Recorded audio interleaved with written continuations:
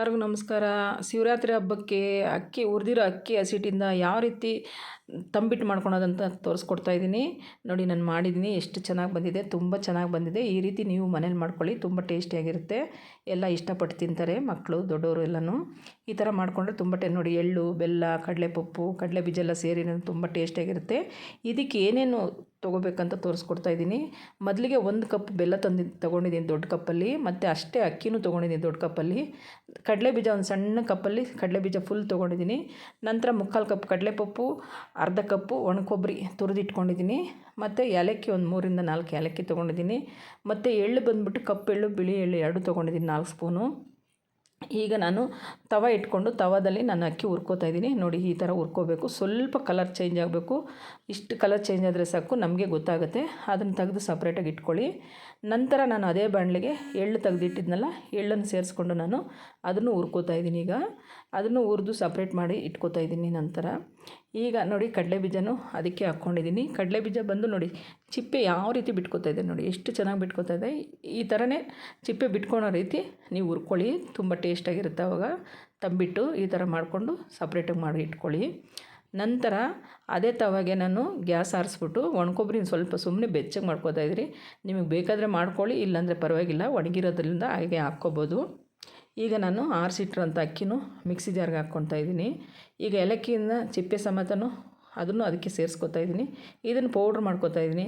ನೋಡಿ, ನುಣ್ಣಗೆ ಮಾಡ್ಕೋಬೇಕು. ಎಷ್ಟು ನುಣ್ಣಗೆ ಅಂದರೆ ಎಷ್ಟು ನುಣ್ಣಗಾಗುತ್ತೋ ಅಷ್ಟು ನುಣ್ಣಗೆ ಮಾಡ್ಕೊಳ್ಳಿ.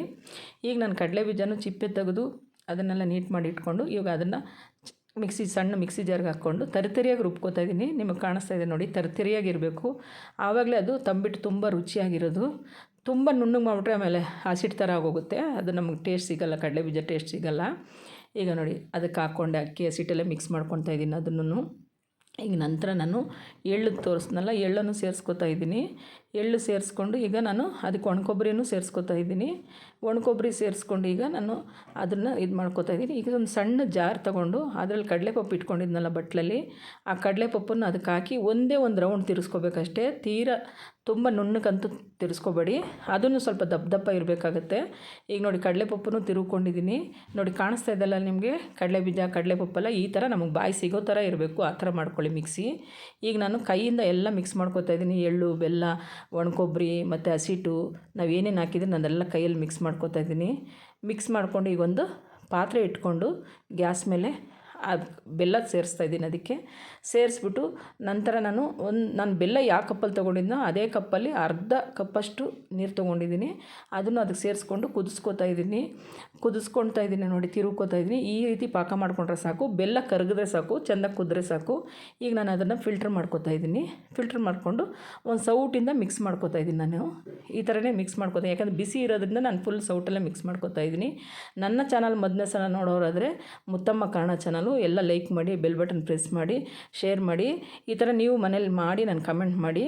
ನೋಡಿ, ಎಷ್ಟು ಚೆನ್ನಾಗಿದೆ ಅಂದರೆ ತುಂಬ ಚೆನ್ನಾಗಿ ಬರ್ತಾ ಇದೆ. ನೋಡಿ, ಕೈಯಲ್ಲಿ ಎಷ್ಟು ನಮ್ಮ ಕೈಯಲ್ಲಾಗುತ್ತೋ ಅಷ್ಟು ಚೆನ್ನಾಗಿ ಎಲ್ಲ ಇಸ್ಕೊಂಡು ಎಲ್ಲ ಉಂಡೆ ಮಾಡ್ಕೊಬೇಕು. ನಮ್ಗೆ ಸಣ್ಣ ಉಂಡೆ ಬೇಕಾದ್ರೆ ಸಣ್ಣ ಉಂಡೆ ಮಾಡ್ಕೊಳ್ಳಿ, ದಪ್ಪ ಉಂಡೆ ಬೇಕಾದ್ರೆ ದಪ್ಪ ಉಂಡೆ ಮಾಡ್ಕೊಳ್ಳಿ. ನಾನು ಯಾಕಂದರೆ ನಮ್ಮ ಮನೆ ಪಕ್ಕದಲ್ಲಿ ಕನ್ಸ್ಟ್ರಕ್ಷನ್ ನಡೆಯೋದ್ರಿಂದ ನಾನು ಹಬ್ಬಕ್ಕೆ ಮುಂಚೆ ಮಾಡ್ಕೊಳಕ್ಕಾಗಿಲ್ಲ. ನಾನು ಹಬ್ಬದ ದಿನ, ಶಿವರಾತ್ರಿ ಹಬ್ಬದ ದಿನವೇ ಇದೆಲ್ಲ ಮಾಡಿದ್ದು. ನಾನು ಉಂಡೆ ಮಾಡಿದ್ದು, ಪೂಜೆ ಮಾಡಿದ್ದೆಲ್ಲ ಶಿವರಾತ್ರಿ ಹಬ್ಬದ ದಿನವೇ ಮಾಡಿಕೊಂಡೆ ಎಲ್ಲನೂ. ಅದಕ್ಕೋಸ್ಕರ ನಾನು ಲೇಟಾಗಿ ವೀಡಿಯೋ ಮಾಡಿ ಹಾಕ್ತಾಯಿದ್ದೀನಿ. ನೋಡಿ, ಎಷ್ಟು ಚೆನ್ನಾಗಿ ಬಂದಿದೆ, ತುಂಬ ಚೆನ್ನಾಗಿದೆ ಬಂದಿದೆ ಫ್ರೆಂಡ್.